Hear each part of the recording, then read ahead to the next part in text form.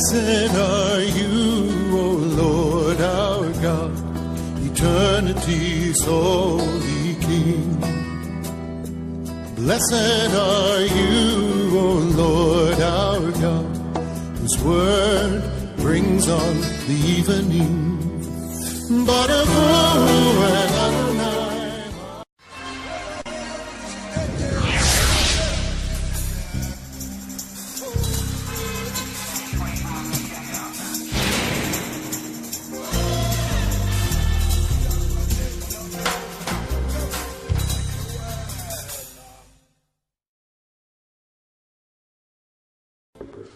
Bonsoir mesdames, bonsoir mesdemoiselles, bonsoir messieurs. Aimables téléspectateurs, merci pour cette marque de sympathie que vous témoignez à l'endroit de notre chaîne, la RTNC2, la télévision qui rime pour le développement. Nous voici donc au rendez-vous de votre émission La Soupière qui reçoit ce soir le révérend pasteur Benjamin Aoka pour une nouvelle thématique. Bonsoir, pasteur Benjamin. Bonsoir, directeur d'IOCA, et merci encore ce soir de penser à moi pour expliquer des choses au peuple de Dieu et à tout le monde, en fait, pas seulement le peuple de Dieu, mais à tout le monde. Merci beaucoup de penser à nous et merci beaucoup pour ce que vous avez décidé de faire pour le peuple à travers le monde. Voilà, participe à cette émission pour une collaboration permanente à la Soupière. Mariana Kingobe, bonsoir. Bonsoir, directeur. Voilà, comment aider votre femme dans l'exercice de son devoir de soumission, c'est ça la thématique choisie pour ce soir. Pasteur Benjamin, une fois de plus, bienvenue dans cette émission. Dans votre introduction, vous notez qu'il n'y a pas de mauvaises troupes, mais il n'y a que de mauvais chefs. Ou si vous voulez bien, il n'y a pas de mauvaises femmes, mais il n'y a que de mauvais maris. Pour vous, comment est-ce que le mari peut bien gérer son autorité dans le mariage, pasteur? C'est peut-être ça même le résumé de tout un livre. C'est pourquoi on a écrit même ce livre. Comment aider les maris à gérer son autorité dans le mariage. Il n'y a pas de mauvaises troupes, il n'y a que de mauvais chefs. C'est un langage, c'est un adage français qui veut nous ramener à la responsabilité. L'homme est responsable de tout. Quand on te donne, quand on te donne une position, on te donne une autorité, on te donne une portion de pouvoir, c'est vous qui êtes responsable. C'est à vous qu'on doit demander qu'est-ce qui ne va pas et qu'est-ce qui va bien. Aujourd'hui, vous avez des enfants, par exemple. On ne viendra jamais demander aux voisins pourquoi les enfants de votre ami sont mal éduqués. Ce n'est pas aux voisins qu'on va demander, c'est à vous, c'est parce que c'est vous qui êtes chef. Dieu aussi, il vous a confié une femme. Il ne viendra jamais demander au mari voisin pour dire que non, comment la femme de ton voisin ne marche pas bien, comment les choses ne avancent pas. Dieu viendra te demander à toi, le responsable, pourquoi la femme que je t'ai donnée a fait ça. Et c'est à toi de justifier. Voilà pourquoi on dit, les responsables du mariage, le chef de la famille, c'est l'homme. C'est à lui que revient toute la charge d'une famille. Si la femme ne va pas bien, c'est lui qui est responsable. Si les enfants ne vont pas bien, c'est lui qui est responsable. Voilà pourquoi nous avons dit, il n'y a pas de mauvaises femmes. Il n'y a que de mauvais maris. C'est-à-dire, il y a des maris qui ne savent pas assumer leurs responsabilités. Dieu nous a tout donné pour donner solution à tout problème. Parce que lui-même le dit, rien n'est impossible à celui qui croit. Tu peux avoir n'importe quelle femme, mauvaise qu'elle soit. Dieu t'a donné le pouvoir de redresser cette femme, de l'aider à devenir une bonne femme, de l'aider même à devenir très soumise. Voilà l'objectif de cet ouvrage. Donc nous sommes là pour montrer au mari comment gérer son autorité dans le mariage. C'est pourquoi nous avons écrit tout ça. Donc répondre à la question comme ça, c'est répondre directement à tout un livre. Peut-être avec le temps, quand nous sommes en train d'évoluer, le mari, en nous suivant comme ils sont en train de nous suivre là, ils vont découvrir au fur et à mesure qu'on avance comment gérer cette autorité dans les mariages. Ça, c'est bien dit. Alors, pasteur Benjamin, dans tout ce que vous avez toujours dit jusqu'à présent dans vos enseignements, nous remarquons qu'il y a un mystère dans la femme. Dans la plupart des foyers, nombreux maris préfèrent que leurs épouses se soumettent, alors qu'eux-mêmes n'ont plus d'amour envers celle-ci. Concernant la soumission, vous nous aviez révélé autrefois que c'est seulement Dieu qui peut juger la femme, non pas l'homme. Alors, pasteur, ne trouvez-vous pas qu'il y a un mystère qui échappe à l'homme et à la femme elle-même? Oui, Regardez d'abord, revenons d'abord au jardin d'Éden. D'où commence le problème de soumission et de chef? Ça a commencé au jardin. Quand Dieu a créé Adam, il ne lui a rien dit. Que non, c'est toi qui es le chef, non. Il lui a dit tout simplement que je te donne une aide semblable. C'est tout. D'où est venue la notion de chef? C'est quand l'homme a connu la chute. Donc quand l'homme et la femme ont connu la chute, quand les serpents étaient là. Alors Dieu a donné des responsabilités. Il est venu à l'homme. Il dit que bon, à partir d'aujourd'hui, tu vas travailler dur. Et pour vivre et manger, tu dois connaître la sueur. Il faudra que la sueur sorte de ton front pour que tu manges. Il dit à la femme, tes grossesses seront très douloureuses. Tous tes besoins se tourneront vers ton mari. Mais lui, il dominera sur toi. Maintenant, il y a un problème, c'est quoi? C'est à la femme qu'on a dit que l'homme dominera sur toi. Mais l'homme cesse son travail, de travailler dur et de manger la sueur de son front. Il commence à s'attaquer au devoir de la femme. Dis non, écoute, tu dois être dominé. Non, mais écoutez, Dieu n'a pas dit ça à l'homme. Et même dans la Bible, Dieu n'a jamais dit à un mari, soumets ta femme. Il n'a jamais dit ça. Il s'est adressé à la femme. C'est une révélation qui ne concerne que Dieu et la femme. La soumission, c'est une révélation qui vient de Dieu et qui révèle à la femme, voici comment tu vas te comporter devant ton mari. Beaucoup de femmes qui n'ont pas été soumises à leur mari, elles continuent à souffrir. Pourquoi aujourd'hui les femmes sont dehors? Pourquoi aujourd'hui les femmes ne se marient pas? C'est parce qu'elles n'ont pas compris la révélation de la soumission. Pourquoi il y a divorce aujourd'hui? C'est parce que les femmes n'ont pas compris la révélation de la soumission. Dieu a dit à la femme un secret. Il lui a dit, si tu veux vivre heureuse, sois soumise à ce monsieur ici. C'est moi je le connais. C'est moi qui l'ai créé. Malheureusement, au lieu que la femme elle-même obéisse à Dieu, elle attend qu'on lui demande ça. C'est un mystère, c'est un secret que Dieu a donné à la femme. C'est une bénédiction de la femme, la soumission.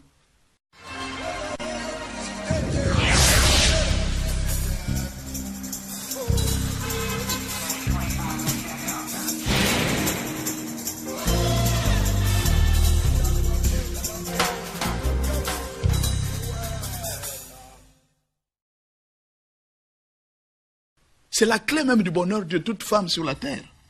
Malheureusement, les femmes n'ont pas compris ça. Les hommes aussi ne comprennent rien. L'homme, c'est ce que Dieu lui a dit. Tu vois cette femme-là, elle peut être telle que même si elle est une vipère, si seulement tu l'aimes, tu vas résoudre tous ces problèmes. Monsieur n'a pas compris.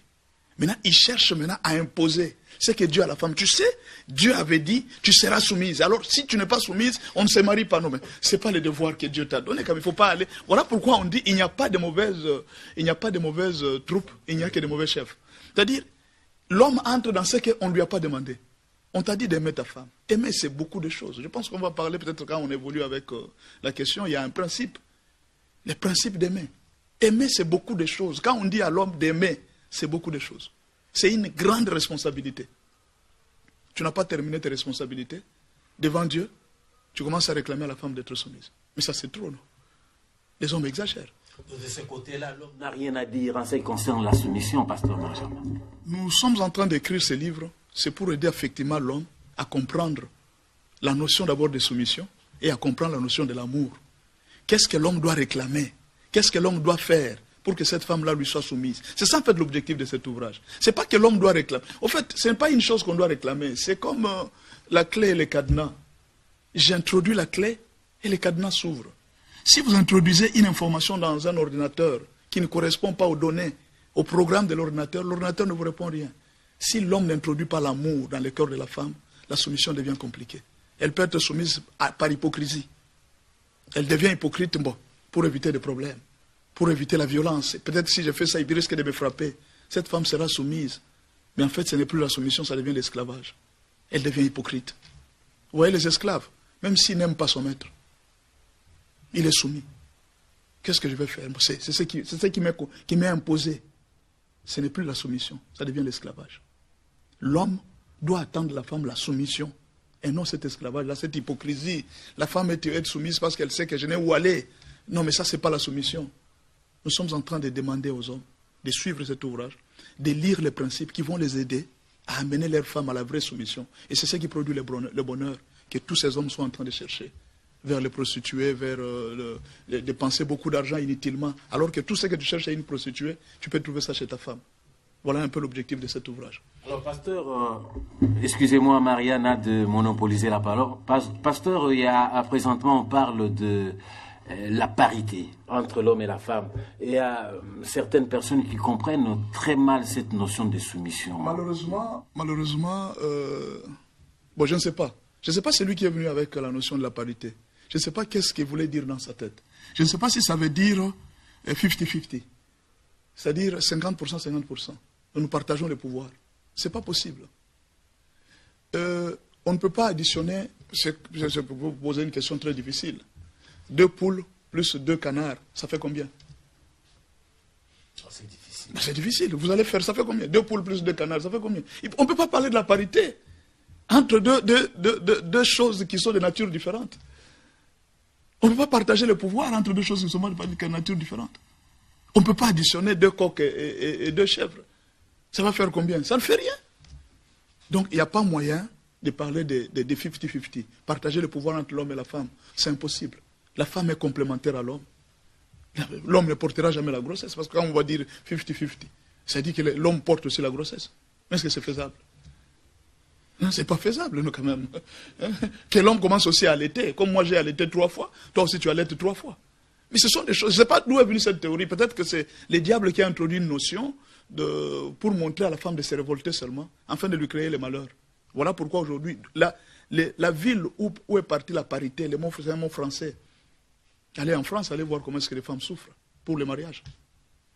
C'est terrible. Ils ont commencé avec la parité, mais aujourd'hui, les mariages en France, ça ne tient pas. Pourquoi ils sont arrivés au mariage homosexuel, au mariage gay?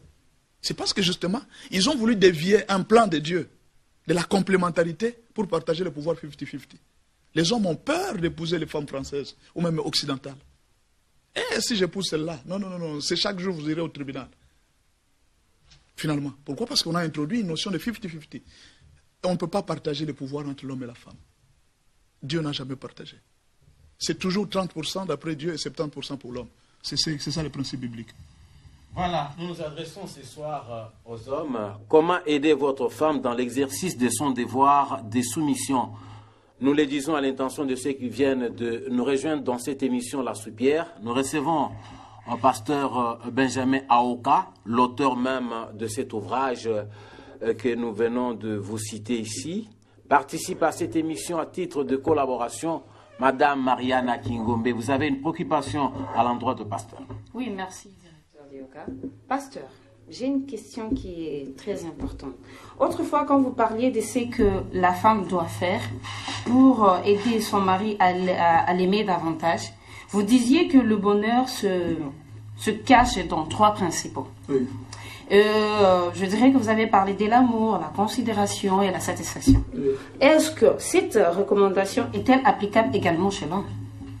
Oui, au fait, c'est logique, non? Tout le monde, c'est pas seulement dans le domaine du mariage, c'est dans tous les domaines de la vie.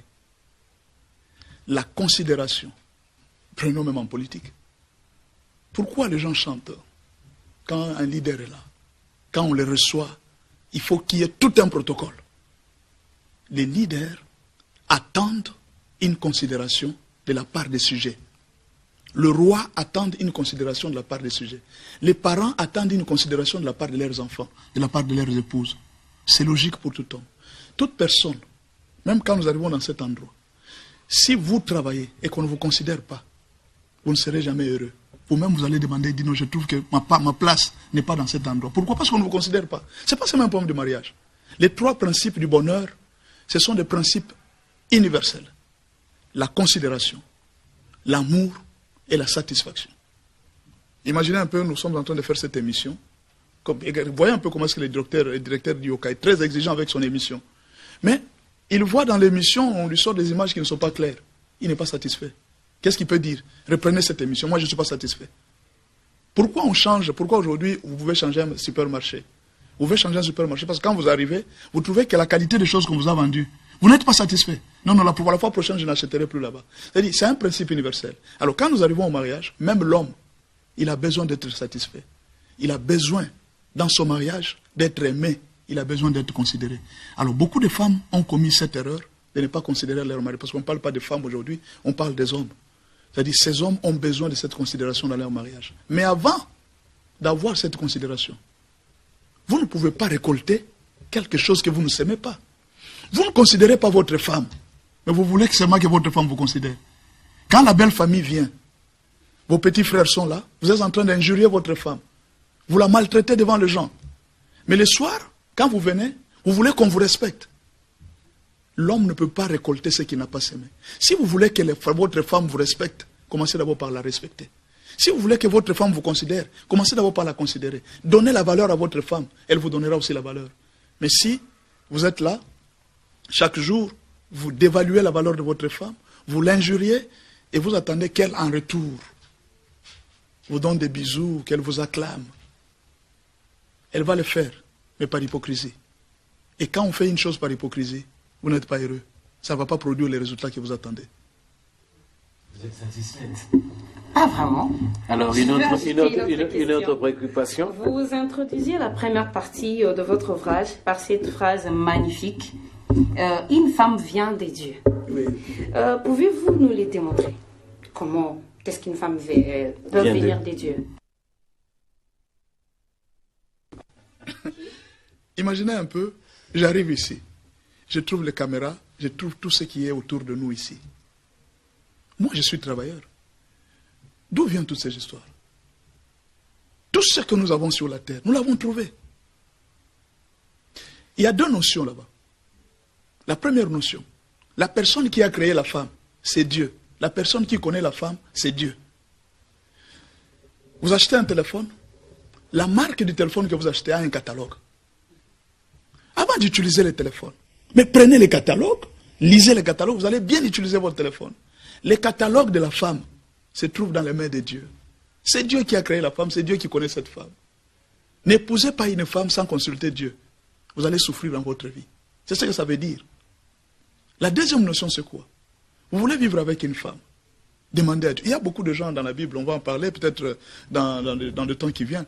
Alors, il y a beaucoup de personnes. Imaginez Isaac, il épouse une femme. Il remarque que sa femme ne met pas au monde. Il constate que sa femme, ça fait, il épouse d'abord vierge, mais il constate que sa femme ne met pas au monde. Qu'est-ce qu'il fait? La Bible dit, Isaac supplia l'Éternel pour que sa femme lui donne un enfant. Ce n'était pas de l'injustice de la part de Dieu. Quelle injustice? C'est pas l'injustice, c'est ça la vie. Il a supplié Dieu. Et Dieu lui a dit. Pourquoi? Parce que les catalogues de la femme se trouvent dans les mains de Dieu. La femme vient de Dieu. Autrement dit aussi la deuxième chose. Pour avoir une femme qui te donne le bonheur, il y a un océan de femmes devant nous. Un océan. En tout cas, si vous sortez ici, vous allez rencontrer toute catégorie de femmes. Courtes, de toute taille. Et que faire pour les hommes qui ne prient pas? Parce que vous dites qu'il faut consulter Dieu pour avoir une femme. Mais les hommes qui ne prient pas, qui ne connaissent pas Dieu, c'est pourquoi on les enseigne. C'est ça même l'objectif de cette émission. Pourquoi beaucoup de gens pleurent? Vous vous mariez aujourd'hui, demain vous divorcez. C'est parce qu'ils n'ont pas consulté Dieu. Donc nous demandons justement aux hommes, nous sommes en train de dire aux hommes qu'une femme vient de Dieu. Vous ne pouvez pas aujourd'hui vous arriver, vous trouvez la beauté d'une femme, vous dites que nous, cette femme est belle. La femme, c'est un grand mystère. Un très grand mystère. Il y a des femmes qui ont le corps de femmes, mais qui ont les esprits d'un homme. Et vous épousez une telle femme, vous la voyez, elle est très belle. Mais en elle, c'est tout un homme que vous avez épousé. Elle aime les ordres, elle aime gronder, elle aime commander. C'est tout un chef que vous avez épousé. Mais vous, quand vous la voyez comme ça, la peau très douce, comme celle d'un bébé. Mais la bouche de cette femme, c'est pratiquement un homme. L'autorité qu'elle a, c'est un homme. Elle gifle même, elle frappe même, cette femme-là. Mais vous ne connaissez pas cette femme. Vous arrivez seulement en route et dites, non, je vais épouser celle-là. Comme les Swahili disent, Kipendaro, c'est-à-dire ce que mon cœur aime, c'est celle-là. Mais Samson a trouvé Dalila. C'était la plus belle des femmes. Il a dit, moi, celle-là seulement. Mais c'était une vipère. Une vipère alors. Et cette vipère l'a mordu. Il est mort aveugle. Vous voyez un peu? Il est mort avant son temps. Combien d'hommes sont morts avant leur temps parce qu'ils n'ont pas compris que la femme vient de Dieu? Une femme vient de Dieu. Ne ramassez pas une femme en route. Vous risquez de ramasser n'importe quoi. Voilà, une femme vient de Dieu, ne ramassez pas une femme en cours de route. Ça, c'est le pasteur Benjamin qui l'a dit au cours de cette émission, La Soupière. Pasteur Benjamin, parlant du devoir que possède l'homme pour aider son épouse dans l'exercice de son devoir de soumission, vous insistez sur le principe de l'amour et des considérations, comme vous venez de le dire. Vous notez au total 7 principes. Oui. Pourriez-vous nous faire une analyse claire sur chacun de ces principes? Le premier principe, c'est ce que nous avons dit. Tout mari doit savoir que l'autorité qu'il a devant sa femme vient de Dieu. C'est-à-dire quoi? Vous êtes... Moi, je crée une entreprise. Je délègue le pouvoir au directeur. Je dis, bon, vous allez diriger ça, vous allez diriger ça. Les directeurs délèguent aussi leur pouvoir aux autres personnes. C'est-à-dire, il y a un chef et puis il y a un ordre à suivre. L'ordre de la nature commence par Dieu, donc l'ordre du mariage. Il y a Dieu, il y a l'homme et puis il y a la femme. C'est ça l'ordre du mariage.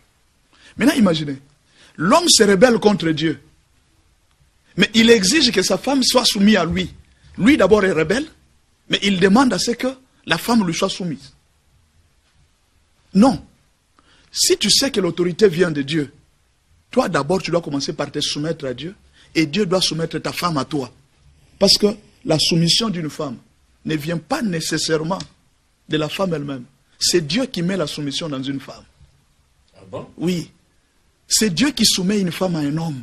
Encore une révélation, oui. Marianne. Ah oui. Ce n'est pas une femme parce que non, elle a été bien éduquée. Non, mais une femme aujourd'hui, elle peut être bien éduquée. En cours de route, elle est possédée par un esprit.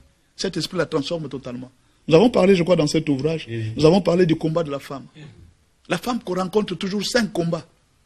Et imaginez un peu que vous avez laissé votre femme le matin. Je vous donne le cas de Ève. Ève était une très bonne femme. Elle était une très bonne femme. Mais elle a rencontré le serpent. Le matin, quand le mari quitte, il quitte sa maison. Quand il rentre, il ne trouve plus la même femme. Voilà pourquoi nous donnons aux hommes, votre autorité, ça vient de Dieu. Vous devez apprendre à respecter Dieu. Et même à prier pour cette femme. Voilà ce que ça veut dire. Je ne sais pas si elle est satisfaite de la réponse que je lui ai donnée. Avec le temps, peut-être. Et vous avez parlé de 7 principes. Oui, j'étais en train de parler du premier principe. J'étais en train de dire que la première autorité, le premier principe, l'autorité que l'homme a devant la femme, ça vient de Dieu. Le deuxième principe, nous avons dit, il faut un homme, quand vous êtes chef dans un mariage, vous devez éviter d'exposer vos faiblesses devant votre femme. Il y a 2 faiblesses que nous devons montrer ici. La première faiblesse qu'un homme ne doit pas montrer, c'est d'abord les excès de table. Un homme ne doit pas beaucoup manger. Non, mais si de nature vous êtes comme ça. Mais vous devez vous discipliner parce que vous devenez chef. Imaginez un peu, la nourriture est là. C'est une petite nourriture. Vous savez, quand nous venons à la maison, nous sommes tous parents. Vous arrivez à la maison, l'enfant a déjà mangé. Il a déjà mangé, on l'a déjà servi. Quand il voit papa commencer à manger, l'enfant est là, ils sont 4. Vous regardez, il n'y a que 2 boules. Or, les enfants d'aujourd'hui, ils peuvent terminer lui-même 2 boules. Papa se fâche.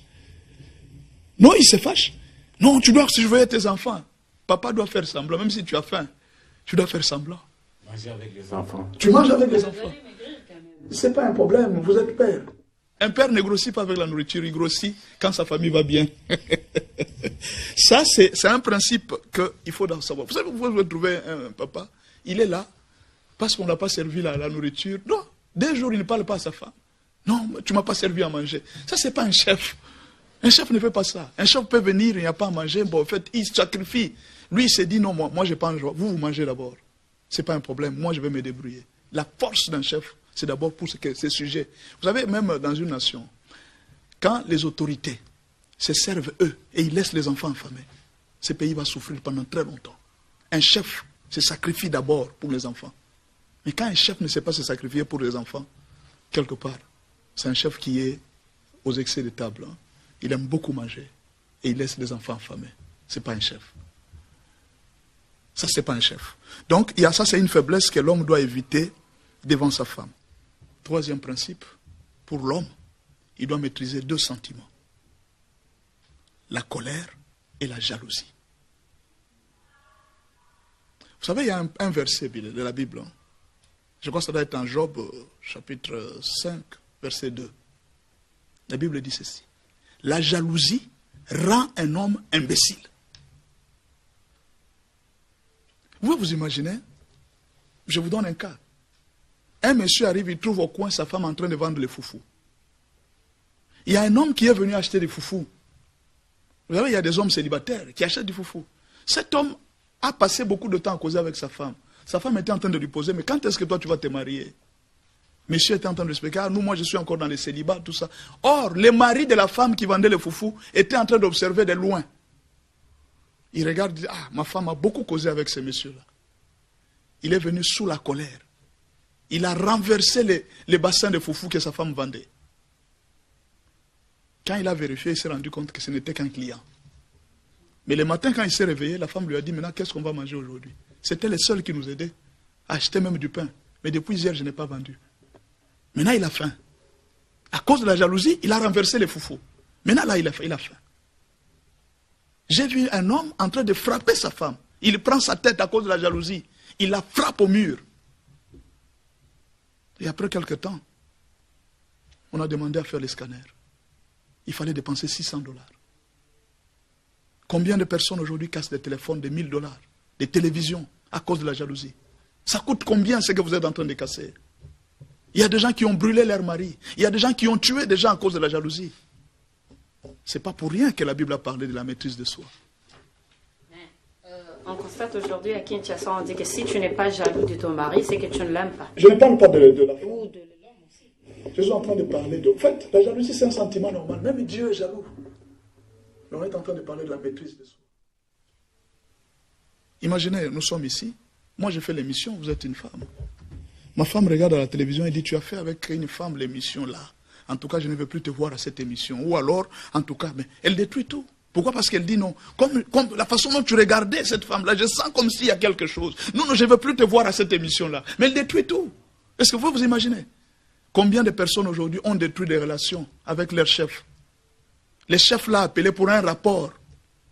Il dit, mais monsieur, chef comme le chef, c'est une femme.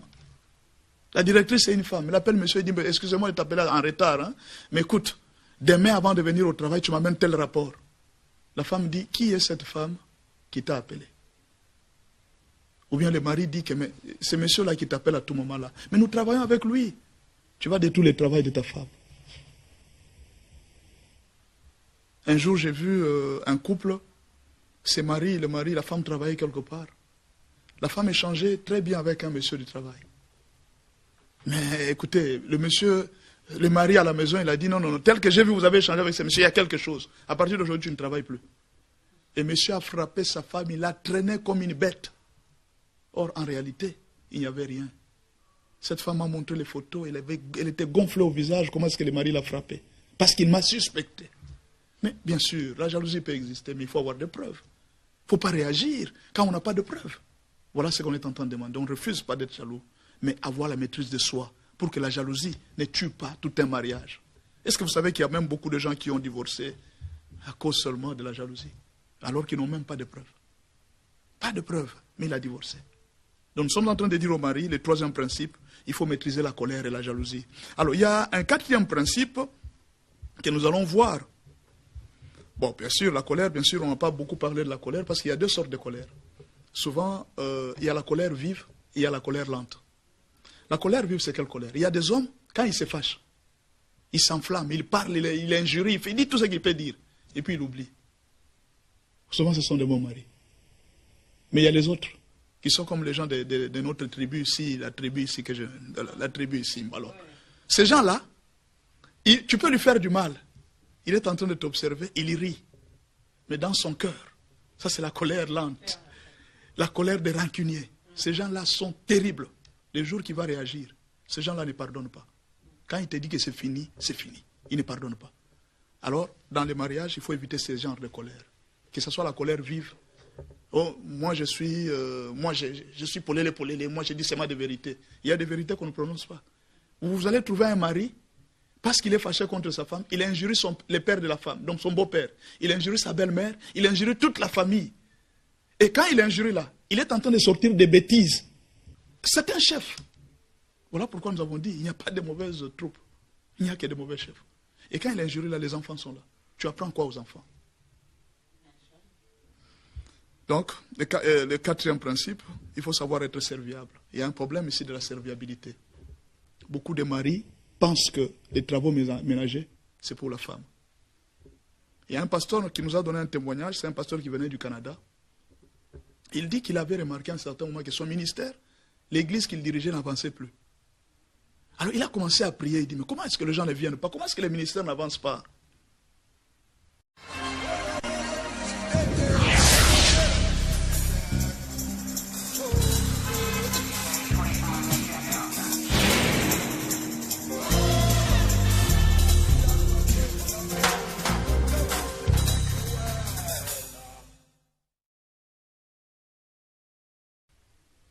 Dieu lui a dit, va poser la question à ta femme.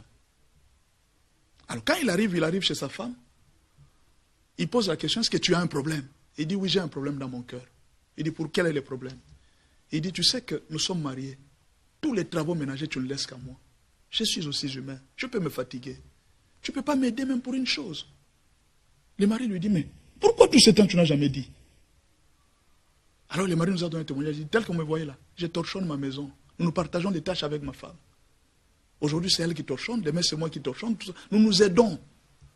Est-ce que c'est possible aujourd'hui avec nos hommes? C'est ça l'enseignement. Voilà pourquoi nous enseignons. Un homme doit être serviable. C'est Jésus qui a dit. Il dit, voyez, moi je suis votre maître. Jésus c'est le mari, hein? Nous sommes l'épouse. Il dit, moi je suis votre maître. Je suis votre chef. Je vous ai lavé les pieds. Qu'il en soit ainsi parmi vous. Que celui qui veut être chef, soit qui?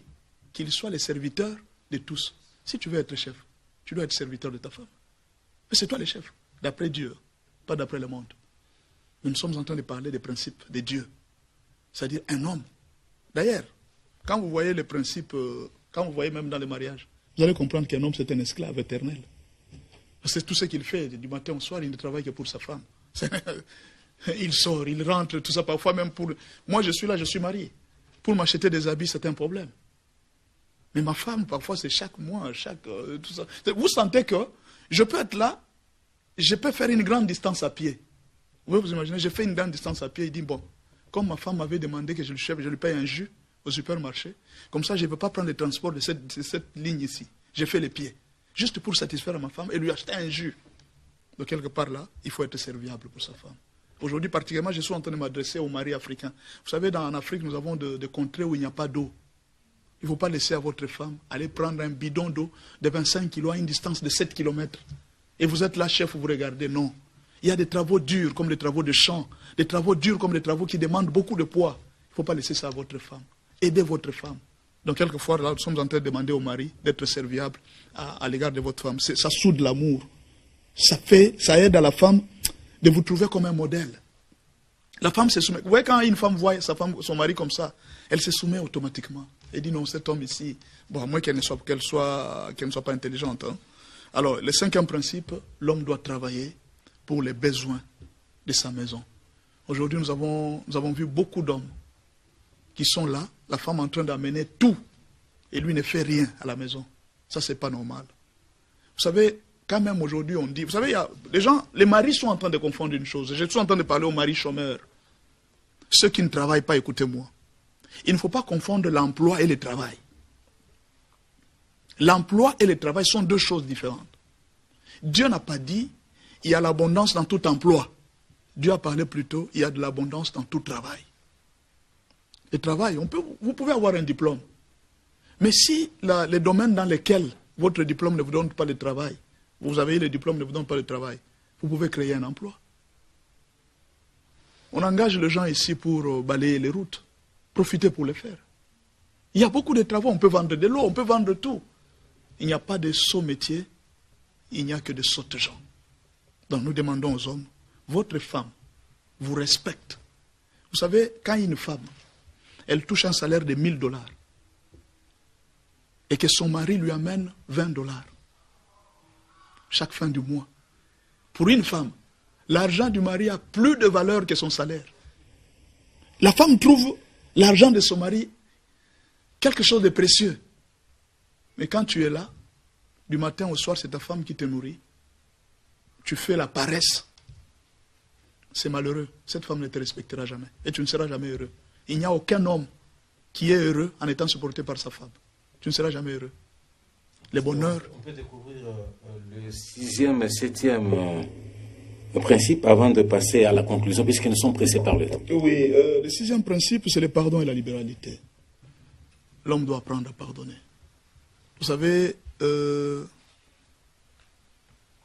Je prends un exemple. Entre l'homme et la femme, qui a plus de valeur. Entre l'homme et l'enfant plutôt, qui a plus de valeur.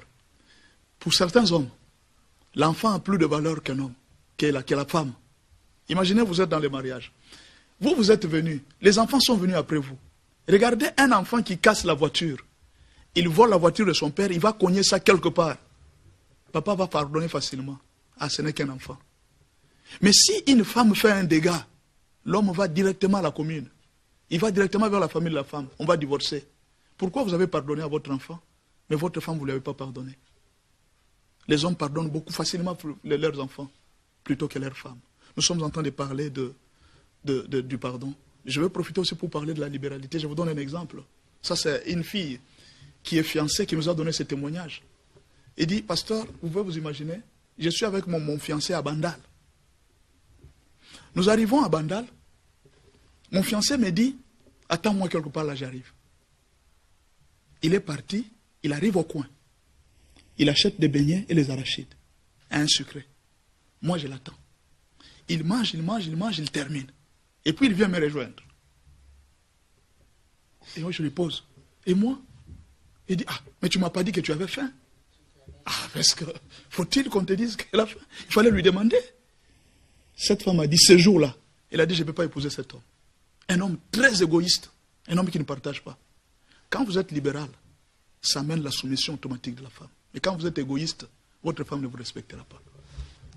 Je suis en train de parler, peut-être avant qu'on termine, avant qu'on arrive à la conclusion, du 7e principe. Il faut comprendre le principe de l'amour.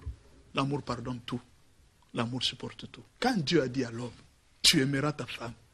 Quand il faut étudier 1 Corinthiens 13, versets 4 à 7. C'est ce qu'il faut étudier, c'est ce que l'homme doit étudier. Dieu ne te demandera jamais la question de savoir, est-ce que ta femme, pourquoi ta femme n'était pas soumise? Ce n'est pas la question que Dieu va te demander pour te juger. Dieu te posera la question, pourquoi tu n'as pas assez aimé ta femme? Est-ce que vous pouvez vous imaginer que les gens qui ont commencé l'amour, depuis leur jeunesse, mais tout simplement parce que la femme a commis une erreur, tu prends cette erreur-là, tu publies ça, tu oublies tous les bienfaits de cette femme. Elle est humaine, elle peut être trompée. C'est pourquoi on met l'amour. Nous demandons aux hommes d'aimer leurs femmes. L'amour supporte tout. On peut citer quelques éléments de l'amour. Si vraiment vous aimez votre femme, je peux lire ça. Si vraiment vous aimez votre femme, vous devez, 1, tout supporter. Même son insolence, même son impolitesse. Vous devez supporter. 2, vous devez être honnête avec elle. Évitez d'être infidèle.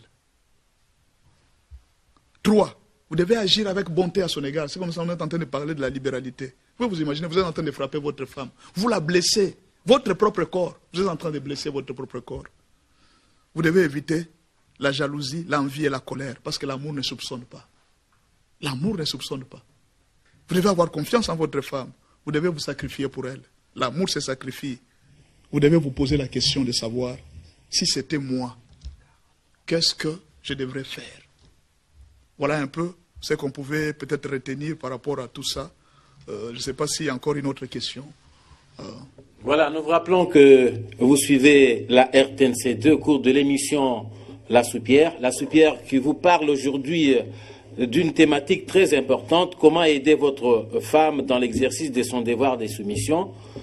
Une œuvre de révérend pasteur Benjamin Aoka que nous recevons dans cette émission. Alors, je vous signale que nous ne serons plus en mesure de décortiquer tout l'ouvrage, raison pour laquelle je vous le recommande. Vous pouvez contacter pasteur Benjamin Aoka au numéro 081 52 99 906. Je récapitule. 081 52 99 906. Donc, vous les contactez et il va vous dire là où vous pouvez le voir pour être en possession de cet ouvrage magnifique qui va ainsi stabiliser votre foyer. Alors, vous avez une dernière préoccupation peut-être. Oui. À demander, à confier au pasteur en ce qui concerne les conseils alors, comment vous la formulez, cette recommandation? Oui, pasteur. Quels sont les conseils que les hommes peuvent retenir afin d'aider leurs épouses dans l'exercice de leur devoir de soumission? Il y a beaucoup de conseils, il y en a beaucoup, il y en a plein, je ne sais pas si on peut commencer par où, mais ce que je peux retenir est que d'abord, tout mari doit apprendre à prier pour sa femme, à la soutenir et à l'aimer. En tout cas, ça, j'insiste beaucoup. Les hommes aujourd'hui ont abandonné les femmes à l'église. Il y a même beaucoup de maris qui n'accompagnent pas les... Vous êtes catholique, vous êtes dans les églises de réveil, accompagnez toujours votre femme à l'église. Adam a fait cette erreur.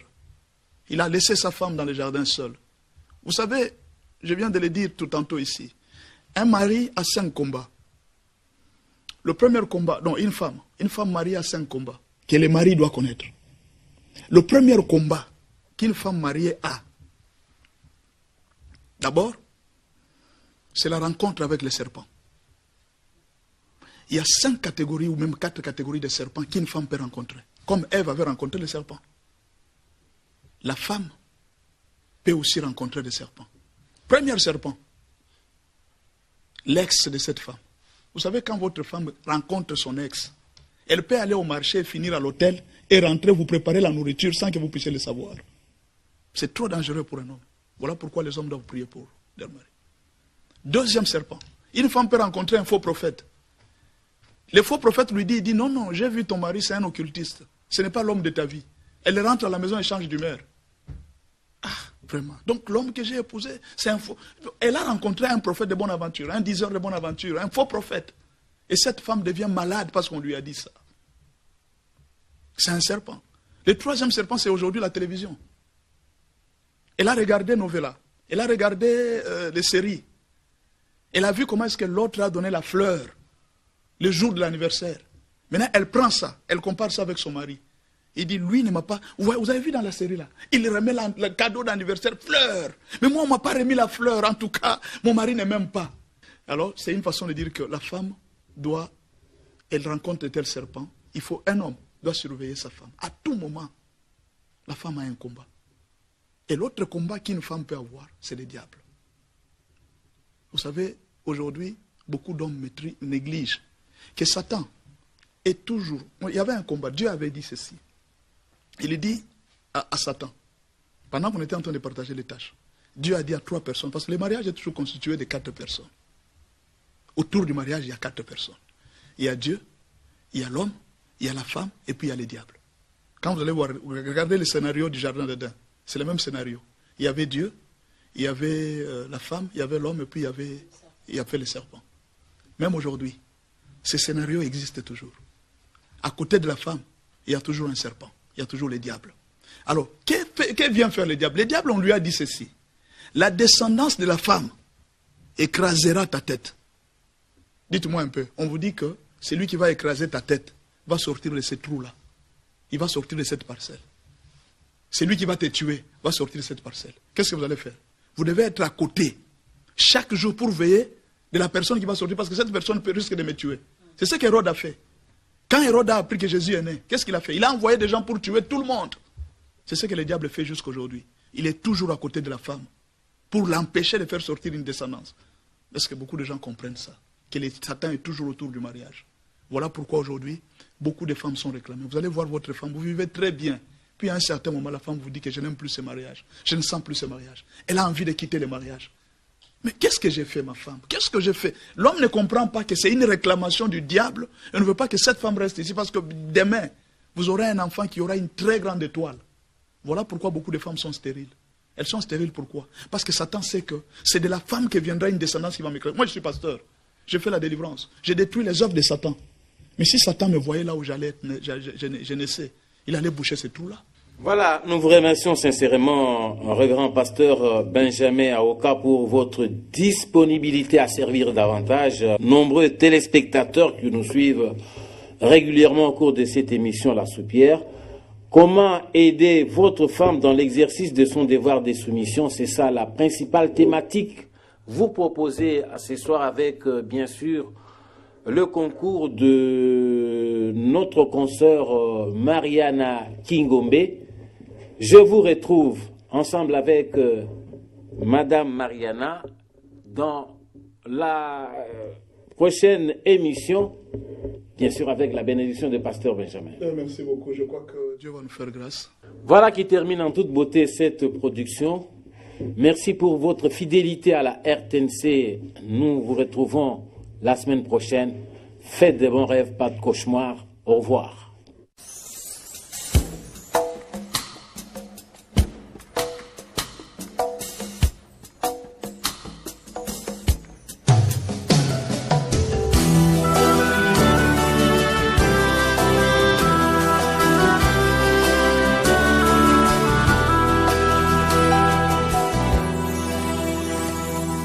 Blessed are you, O Lord our God, eternity's holy King. Blessed are you, O Lord our God, whose word brings on the evening. But who am